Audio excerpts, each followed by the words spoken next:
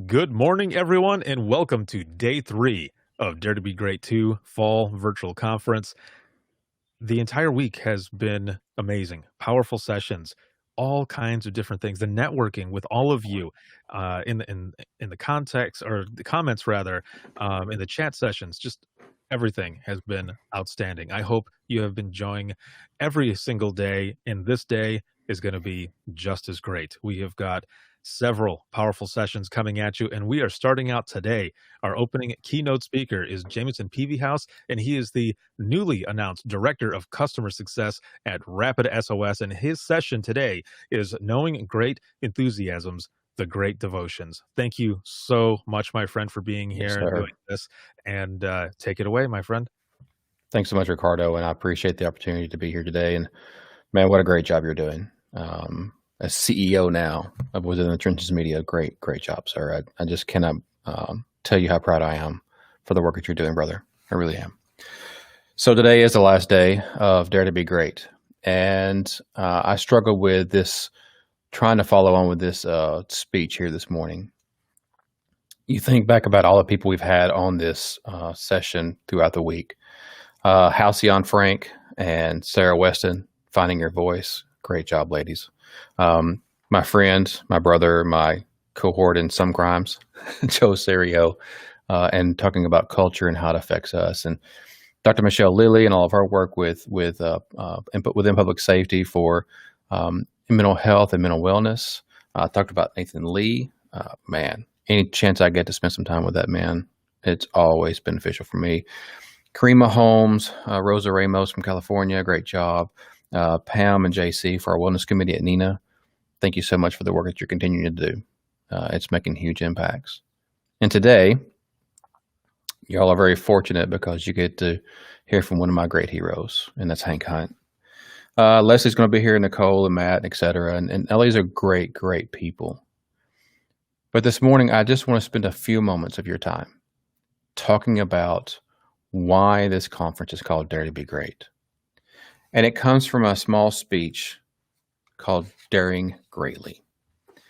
Now, I'm not going to keep you long, but when I think about daring greatly, I think about Brene Brown. And if you don't know Brene Brown, do yourself a favor, go to YouTube, check out some of her speeches. Brene Brown did a lot of background work and research on vulnerability and shame. And she had a really difficult time describing what vulnerability was. And she came across a speech several years ago that really changed her entire focus in her research. And the speech started off with some simple words. It's not the critic who counts. And the speech is from Theodore Roosevelt. President Roosevelt had just left office. He had spent about 4 months in Africa hunting large and small game, and basically collecting specimens that would become the Smithsonian Museum of Natural History. And many of his specimens are still on display today. Roosevelt was always a rough and ready guy. As a matter of fact, he was leader of the Rough Riders. Up San Juan Hill, he was also the very first president to own a car, the very first president to fly in a plane, and the very first president to travel abroad to other countries while still in office. And all of those life experiences and all of the things that he went through as a young man in politics, in war, and as president of the United States, and even after, Roosevelt came up with 2 key truths about humanity. We can divide humanity basically into 2 categories. On the one hand, we have the champion, the one who stands the gap for their fellow human, especially when in need, the one who fights each day to make our little planet a much better place. And on the other hand, the critic. And I call the critics the malcontents of all of mankind. Now, 100 years later, after his speech, and I think it's about 1910 in Paris, these 2 truths still remain the same. Most people refer to Roosevelt's speech as the man in the arena speech, because it talks about all these struggles in our daily lives. And most people believe that the man in the arena speech is really based upon these 2 people, the champion and the critic. But it's actually not.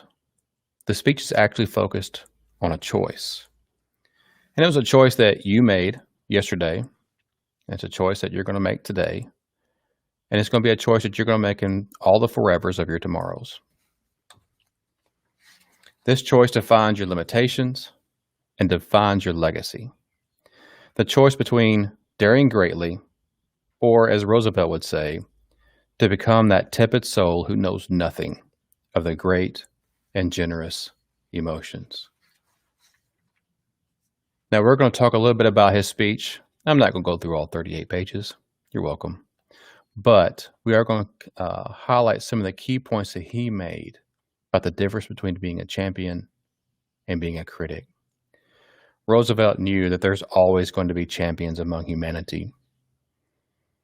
I don't know if he foresaw the level of commitment, the level of compassion and professionalism that had been exemplified in this conference here in these last 3 days.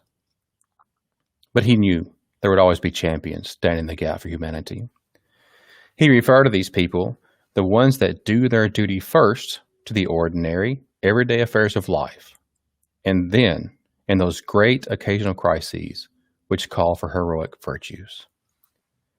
Now, we are surrounded by champions and critics alike, and each day we enter the arena of public safety to do battle.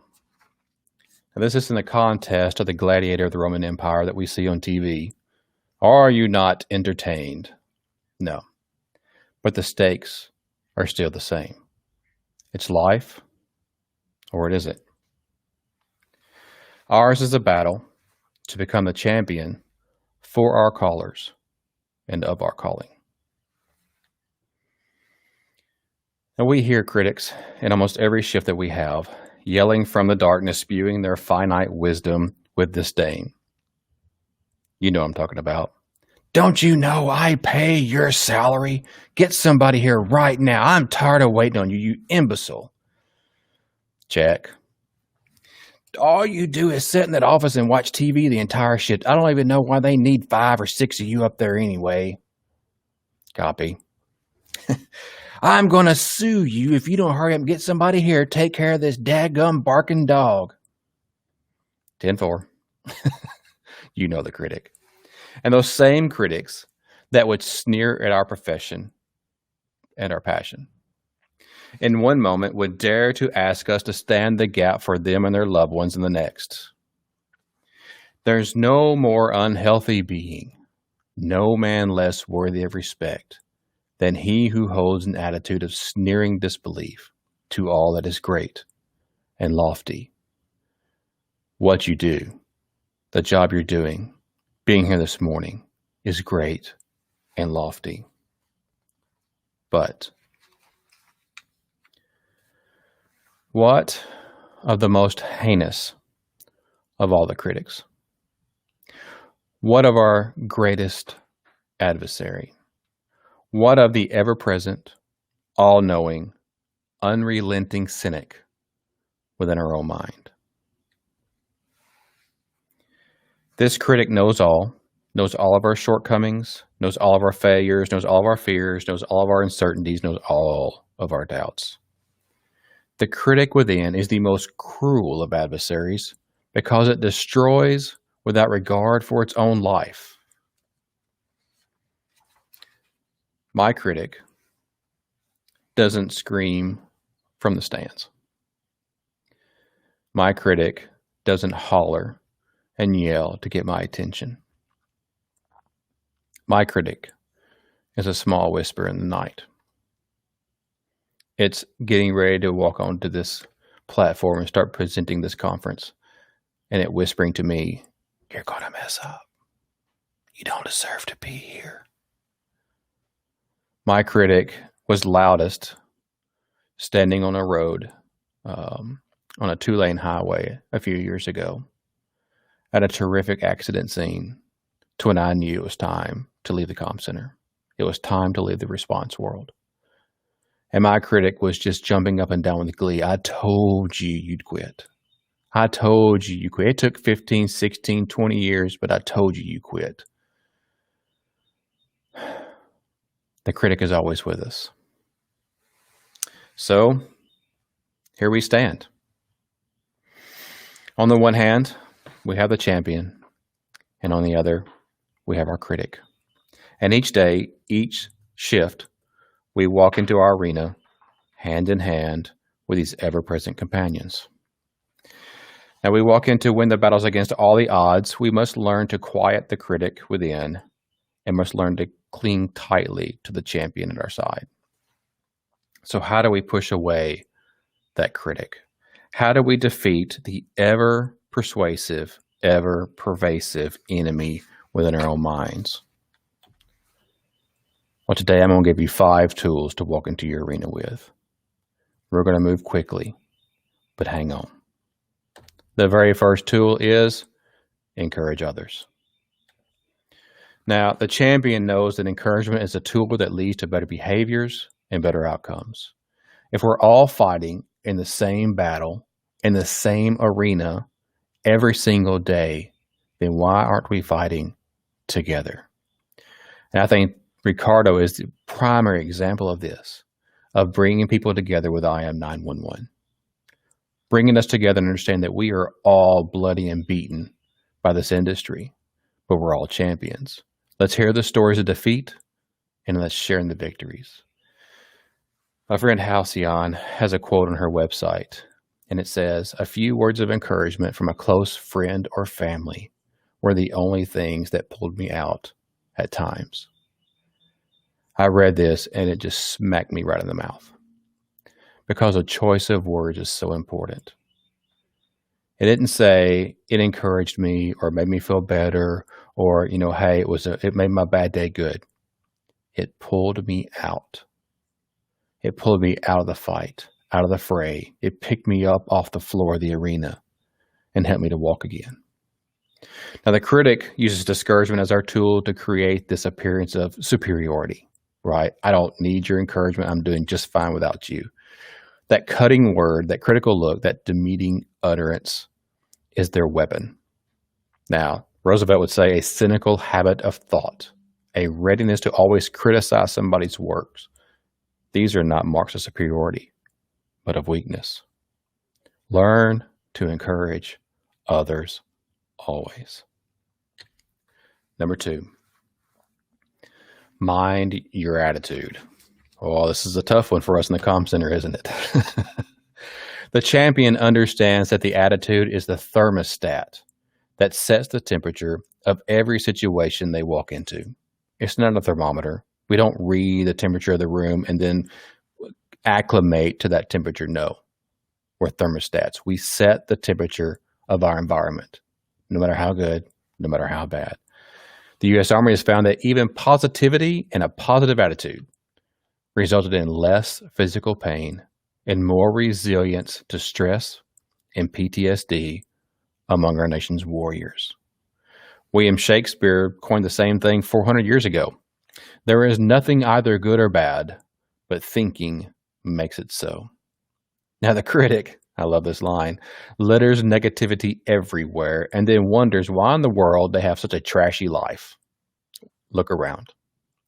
Negativity sets their expectations, but then it limits their opportunities. Roosevelt said these bitter hatreds based upon differences is in itself nothing but a manifestation of the gloomy bigotry, which has been the chief factor in the downfall of so many.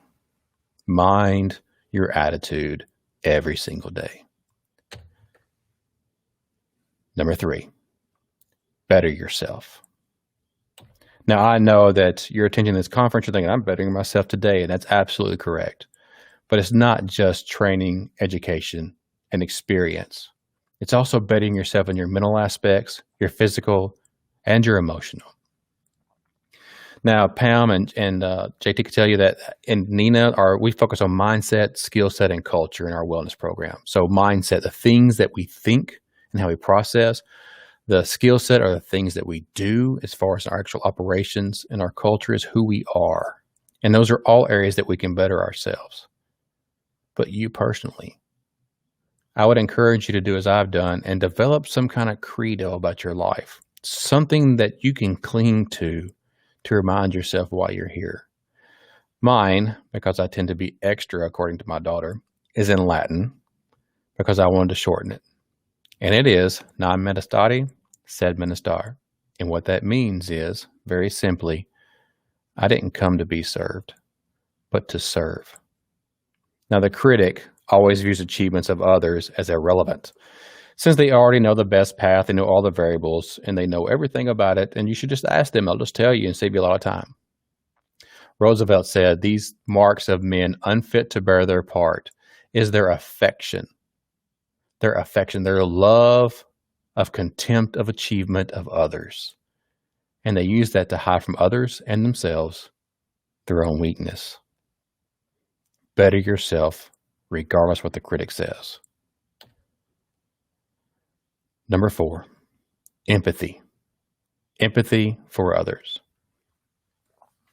The champion understands that empathy drives connections that we need to do our battles daily as a team. It's a vulnerable choice to connect to something within yourself, to the pain or hurt or suffering of others. Brene Brown had a couple of quotes about this. She said, rarely can a response make something better. What makes something better is connection. What about that response? Well, the critic has all kinds of responses. They know that sympathy drives disconnection, but it allows that critic to apply a negative circumstance to the personality of a person. Oh, you failed? Well, you're a failure. I knew you were not going to be able to pull that out. I knew when you stepped about to do this that you were going to fail miserably. You were going to forget your lines. You were going to dispatch the wrong address. I knew that from day one when you walked in here as a trainee. That's the critic. Shame and blame are primary tools of the superiority complex, particularly with subordinates or in moments of crisis. Nothing worse than working in a terrific storm, a horrific fire, an earthquake, a hurricane, and having to work with that one that's always the critic of everything that we do. There are days when we're that person. And we have to understand that with ourselves. We have to have empathy for ourselves as well. Now, Brene Brown says blame has an inverse relationship with accountability and is totally corrosive to our relationships. So, develop empathy for others and also for yourself. Number 5, be resolute in your commitment. I love this one because it's the most difficult to explain. So I will refer back to Roosevelt's speech again, where he was quoting Abraham Lincoln. And Lincoln was talking about being resolute in their commitment following the Civil War. And he said, we're going to set the standard. And this standard, we're going to constantly look to it. We're going to constantly labor for it. And even though we're not going to achieve it perfectly, we're going to constantly approximate perfection, thereby spreading and deepening happiness and the value of life for people everywhere. When I came on board with Rapid SOS in my first team meeting, we talked about this a little bit. Today in America, a child is born and they go home with their parent. And they may have an ankle monitor that monitors their oxygen saturation throughout the night, just in case it drops. And then maybe there's a smoke alarm inside that room. And that child's going to grow up for several years with a smoke alarm in there, just standing by waiting, just in case there's a fire. And as the child becomes a little older and starts riding tricycles and bicycles, we're going to put a helmet on them that has a connected device. So if they fall, the sensor lets us know, hey, something's happened, but it's there just in case. They continue to get a little older. They start driving vehicles. We're really worried about them a lot. But we have telematics just in case there's a rollover, just in case they're going too fast and they get off the roadway. What if they get lost? Well, we have watches, we have phones, we have all these different devices connected to us just in case. And throughout their entire life, we have been standing ready just in case. 911's been waiting just in case. And for me, and how I understand what we do in this profession, and all the ways that we push to be better and we push to make sure that we're integrating the best technologies, we are there just in case, from the cradle to the save, because we want to be there for that person when it happens. The critic, on the other hand, is only going to point out that our failure is inevitable. We can't stop every accident. We can't save every life. They're going to point out your vulnerability that you talked about and you love so much is your weakness, and it's not. They're also going to say your work is really irrelevant.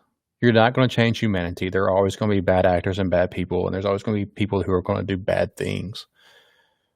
But that's not the point. Roosevelt said there's a cynical habit of thought and speech, a readiness to always criticize work, which the critic himself never tries to perform. Daring greatly versus I'll just take what comes. Brene Brown said it much better. If you're not in the arena getting your ass kicked, I'm not interested in your feedback. Hoorah. Be resolute in your commitments. So these 5 things: encourage others, mind your attitude, better yourself, empathy towards others, and being resolute in your commitments. Now, there will be days when the critic will win. Okay, there may be a lack of willpower one day, exhaustion for being at this conference early in the morning, working all day, up late at night, and there may be burnout. When I think about burnout and the stress that we face, I think of a moment several years ago. We were doing training with our search and rescue team, and we had spent the entire night in tents, and the wind blew, and it was a terrible storm. The temperature dropped 40 degrees, and by morning it was sleeting and snowing. And it was my responsibility to cook breakfast, of course. And I finally rolled out of my sack. I guess it was about 6 a.m. And I knew it was going to be bitter cold. The wind was still blowing. And I went to the fire pit, and there was just a few embers left for me to start a fire. Now, a fire needs 3 things. It needs oxygen, it needs fuel, it needs heat. And so with the ember, at least I had a little bit of fuel and a little bit of heat. All I needed to do was apply a little bit of oxygen. I've given you an ember here today. I've given you something to carry with you to make sure that when you start seeing burnout or when you have to recharge or refuel, you can breathe upon this and start your fire again. Encourage others, mind your attitude, better yourself, have empathy towards others, and be resolute in your commitments. But what of the critic? Well, I will just close with Roosevelt's closing words here. It's not the critic who counts. It's not the man who points out how the strong man stumbles or where the doer of deeds could have done them better. The credit belongs to the man who is actually in the arena, whose face is marred by dust and sweat and blood, and who strives valiantly, who errs and comes short again and again and again. Because there is no effort without error and shortcoming, but who does actually strive to do the deed, who knows the great enthusiasms, the great emotions, who spends himself in a worthy cause, who at best knows the triumph of high achievement, and at worst, if we fail, we failed while daring greatly, so that our place shall never be with the cold and timid souls who neither know victory nor defeat. Now, there is little use for the being whose tepid souls know nothing of these great and generous emotions, of our high pride, of our stern belief, of our lofty enthusiasm, of the men and women, of we in 911 who quell the storm and ride the thunder. I am Jameson Peavy House, Director of Customer Success for Rapid SOS, and I dare you to go be great. Thank you.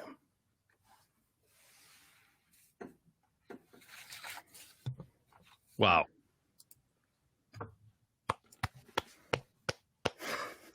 Very well done, my friend. Thank you so much. That was Honor, sir. beyond superb. No, the honor is all ours. Really, that was superb. That was excellent. Ember, that I have so many notes taken here, and we have just a few minutes. But what I want to ask is, a lot of this and just listening to you talk, making your transition to where you're at now, I can see where you might have had some of these struggles as well as you're going, you've got the Right. critic and the champion. And it was the exact same way with myself when I was, for one, when I left dispatch, the hardest thing. And then two, when I left my 9 to 5 to go on my own, there was a lot of critic there. And a lot of days, a lot of conversations with people, you and I even, a lot of conversations Yeah, a lot of them.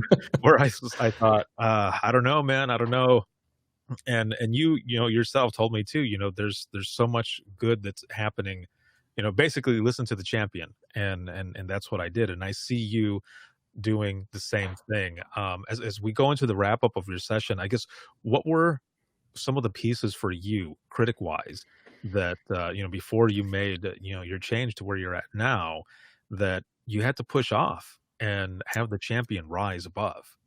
That's easy. For me, when making change, the critic is always in the background saying, "You're abandoning your team. You're leaving people. Hmm. How dare you? How dare you leave people behind?" And it's very hard to reconcile that. But I've had to learn to listen to the champion piece and say, you know what? I'm not leaving them behind. I'm finding a way to serve them in a better role, in a deeper role. And so for me, that's really happened when I left the comm center to go to the state, when I left the state to go to Rapid SOS. I've had to work through that, man. And that critics, it whispers, but man, it's loud. It's loud. And you know. Yes. Oh, yes, definitely. But here we are, man, and you Yeah. made the jump, and the champion prevails. That was your dare to be great moment, and here we are, man. Yeah. Amazing. Thanks so much, Amazing. Ricardo. I so appreciate the opportunity to be here, man. It's just a great honor for me to be here with you, buddy.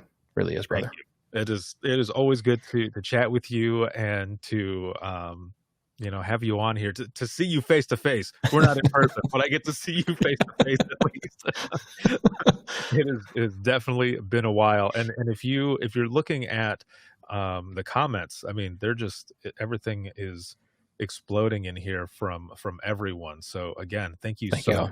And for those who are going to end up watching this in replay, I already have marked a few spots where I'm going to go back and take some pieces for myself, because Sure. this is definitely something that people can take snippets from and see, man, just that every day, or when there's that moment that the critic is more loud than the champion, to come back and see this, get re-energized, and kick the ass of the critic and have the Yeah. champion Yeah, prevail. I'll definitely be playing it back some days. Like, okay, all right. Right. Pull my Ember out of my pocket. Let's go. Yeah. Oh man, well, that is amazing, and again, congratulations Thanks, Ricardo. on your new position. I know you're going to be amazing. You've always done great things, and yeah, it's going to be awesome, man. They're very lucky to have you in that position, and we are all, in general, very lucky to have you for Thanks, everything brother. that you do. So thank you Same very to you, much, man. and this was an amazing way to start out day 3 of Dare to Be Great 2 Fall Virtual Conference. And once again, for everyone who is here, I will be taking you with me to the next session, which starts at about 8:45. And Jameson, as always, brother, thank you so much for joining us. I appreciate it. Have a good one, man. Anytime. See you, brother.